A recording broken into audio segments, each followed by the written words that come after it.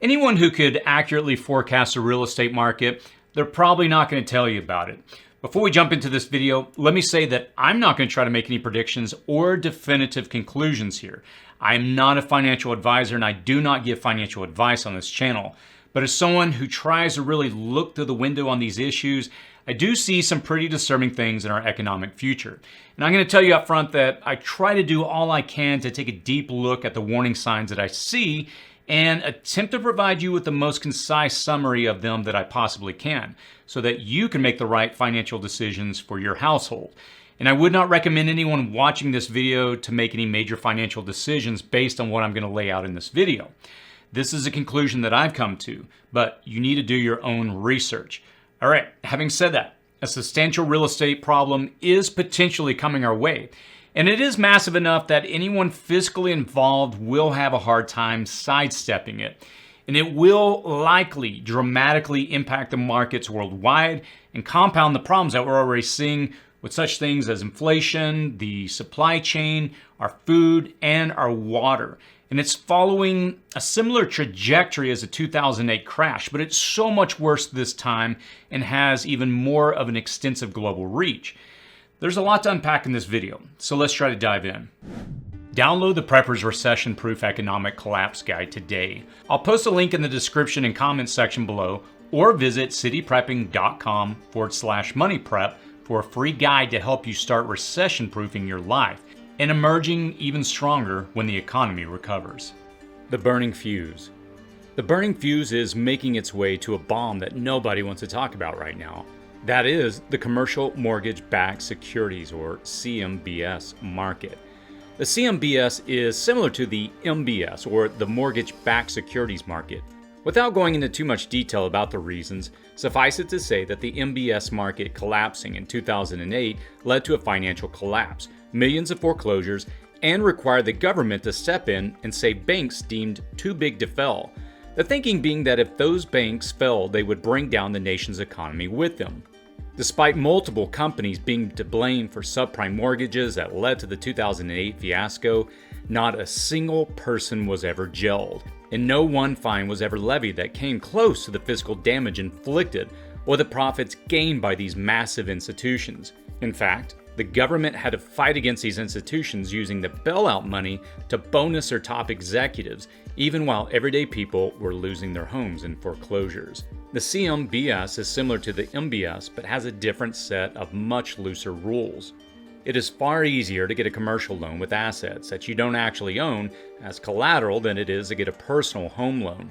CMBS loans make up 1/3 of the U.S. real estate market and have more lenient underwriting guidelines. Most traditional home loans are highly scrutinized and limit what is possible for borrowers. That's not true for CMBS, and investors have flocked to this market because of the lack of scrutiny. CMBS loans surged to $109.1 billion in the United States last year, a 95% increase from 2020 and a 14-year high. CMBS loans are predicated on the amount of rent a property can potentially generate. These loans must be renegotiated when vacancies are up or rent is too high for the market given inflation and a recession. The holders of these packaged securities don't want to renegotiate and don't allow them to be renegotiated, which means the landlord of the building has to maintain the high rent or fork out their own money to make up the difference in income potential on the building securing the loan. This is why you see vacancies on commercial properties when the holding company or individual is unwilling to lower rents. In March of this year, the CMBS market started its nosedive. Businesses had suffered dramatically from COVID lockdowns, and many were forced to close up and vacate commercial leases. The CMBS market isn't just those commercial storefronts. Today, 15% of residential homes and 50% of all apartment buildings are purchased by investors, Wall Street, and foreign investment companies. These residential loans are not backed by the same collateral, the home's value, and the borrower's ability to repay the loan. They are secured by margin debt. Basically, loans are made on inflated assets. When those inflated assets suffer from a harsh downward trend, guess what happens to those CMBS? It plummets. If you want to see how devastating this can be, you can simply research the Chinese Evergrande bonds debacle. That's so bad that the investors and banks continue to downplay it to try and prop up the failing house of cards that it is. It's important to the United States market, though, because the same investors and banks that hold that worthless Chinese debt took out margin loans to buy trillions of dollars of equities that were then used for margin loans to buy trillions of dollars of U.S. commercial and residential housing. So, is China too big to fail? Will the rest of the world bail out China? Not likely. The house of cards will fall, and the result will be banks and investors forcing the sale of all those commercial and residential assets. How does this impact you? It can be hard to imagine this impact on the everyday person. After all, I don't have any direct investments in the China Evergrande Group, the second largest property developer in China. I don't own any apartment buildings, and you might not either. A massive forced sell-off gluts the market with inventory and drops the prices on all properties. There goes any equity that you may have in your home. There goes a great rate that you may have on your HELOC. Property management companies will seek to recoup money for their corporate landlords by raising rents and leases. Vacancies will surge, which brings down prices even further. Picture the commercial and residential markets spiraling further into the depths of a global collapse as we have never seen before. Because so many of these CMBS loans are based on equities, when the commercial and real estate markets implode, so does the stock market. This is bad as it comes at a time when the markets are already overinflated and overleveraged.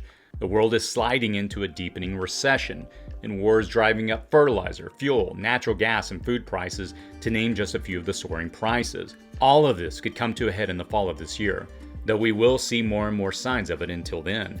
It's following a very similar trajectory as the 2008 crash, but it's so much worse this time and has an even more extensive global reach. In 2008, the mechanism of the downfall was simply subprime loans and mortgage-backed securities. This time, we're looking at the much more intangible asset-backed securities, margin loans, and worthless Chinese bonds. So, the darkness may descend as early as September or October of this year, when Q3 results are provided by companies, institutions, and the federal bank. Expect sell-offs, expect property values to plummet, expect companies to lay off employees, expect foreclosure to soar, expect your retirement plan to tank. Basically, brace for one of the worst financial collapses ever. I'm obviously not going to sugarcoat it here. All signs and charts that I've reviewed point to a potential collapse of epic proportions. The Federal Reserve is now attempting to soften this inevitable blow by raising interest rates. This cools the market and slows down the rate of transactions. It also puts a little bit of tool back in the Fed toolbox because with interest rates still low, there isn't anything you can do to throttle back. What if nothing happens? Market collapses have been predicted in the past. We live in an odd time where we can ignore bad policies and practices as long as profits are made. We live in a time where we will willingly throttle the economic engine into the red line, so long as profits are made and regardless of the damage that we'll do to the engine. The consequences of redlining an engine are that it will eventually blow. One thing is for sure, we are not implementing any policy or change or launching any investigations that would equate to easing of the throttle. We are collectively willing the market into stability, but our imagination doesn't change the fundamentals underpinning the market. This is like saying that we will always have high highs and never low lows, even as we lose money by the day. In reality, governments and banks attempt to use the same tools to repair ever-worsening financial calamities. We will see the same old application of tools resulting in higher interest rates and increased tax rates. Even as the Fed prints more and more money to increase the monetary base, they will pull back from that and seek to reduce the monetary base after things turn south. Fiscal conservatism will suddenly be the policy of the day, and spending will slow to a crawl. So will economies. Using the same tools is like knowing the water is poison but drinking it anyways. You tell yourself that it's okay, but you're slowly dying from the inside. So while I may be wrong in the prediction of the end of Q3 for the greater unraveling, there's no denying that it is an unavoidable occurrence that we will not be able to sidestep. U.S. home prices are on the cusp of a major correction due to cratering demand among cash-strapped buyers, so the signs in the residential market are there. There's a house of cards already filling at the top, as I outlined here with the Evergrande Chinese bonds and the commercial mortgage-backed securities market. There's massive inflation alluding to a future of stagflation, and you have major investors running to secure their money in more stable assets. Unfortunately, they are running with assets that they only theoretically own on paper, and using these imaginary assets to run to the more stable real estate market through commercial mortgage banking securities. I don't think we've really ever seen so many indicators and so many interlaced systems on the precipice of a cliff before. So what if nothing happens should be replaced with, when it happens, how bad will it get? What does this mean to you? As I stated at the beginning of the video, I'm not a financial advisor and I'm not trying to give you any financial advice. How this will affect a person really depends on where their money is at. It depends on their debt to asset ratios, and it depends on how overextended a person is and how well they do or don't live within their means. And I know from my perspective that I've been looking at buying land. I've announced that several times on the channel over the last year. I brought this up and I've been actively seeking, but I'm finding that the prices are incredibly high in my area at the moment. And even though there's a lot of loans that are available, I'm personally, at the moment, this is just what I'm doing, I'm sitting on my hands right now. And that's also why I've been researching this real estate bubble issue to try and determine an entry point into the market. And any capital I do have, I'm sitting it right now on the side because I personally believe, and this is just my take, that by Q3 of this year, there could be the potential downward slope that may increase in its steepness. By the beginning of next year, prices, they very well may drop. And by the middle of next year, today's high prices will be a distant memory. But again, that's the conclusion I came to, and I would encourage you to study it on your own. Though many people were impacted by the crash of 2008, I think that this crash could be far greater, and I put an emphasis on could be. And I think the inflationary pressures that we're feeling right now are really just the start of where we're going. As a prepper, I'm prepping for a much more extensive economic collapse. I'm looking at the long picture, and I think this is just a first in many dominoes, so to speak, that are tipping over. Things like food, energy, and water scarcities, I believe they're on the horizon. And there are just too many problems right now between the ongoing Russian-Ukrainian conflict, the Chinese bond collapse, mega droughts, floods, and supply chain failures to hope for some great world unifying fiscal solution.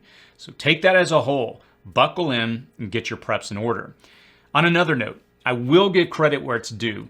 For this video, I pulled a lot of information from a Reddit posting that goes into far more detail than I laid out in this video. If you want to read a more in-depth analysis of what we laid out in this video, I'm going to post a link to it in the description and comment section below. Watch some other videos on this channel and similar channels to try to understand how to move more to a self-sufficient lifestyle. When you put prepping into practice in your life, you may find that you only have 1 foot on the rug when it gets pulled out from under us versus 2 feet on the rug. And you may find you're not even standing on the rug. One thing is for sure, when you prep today, you are determining where you will stand in the future. As always, stay safe out there.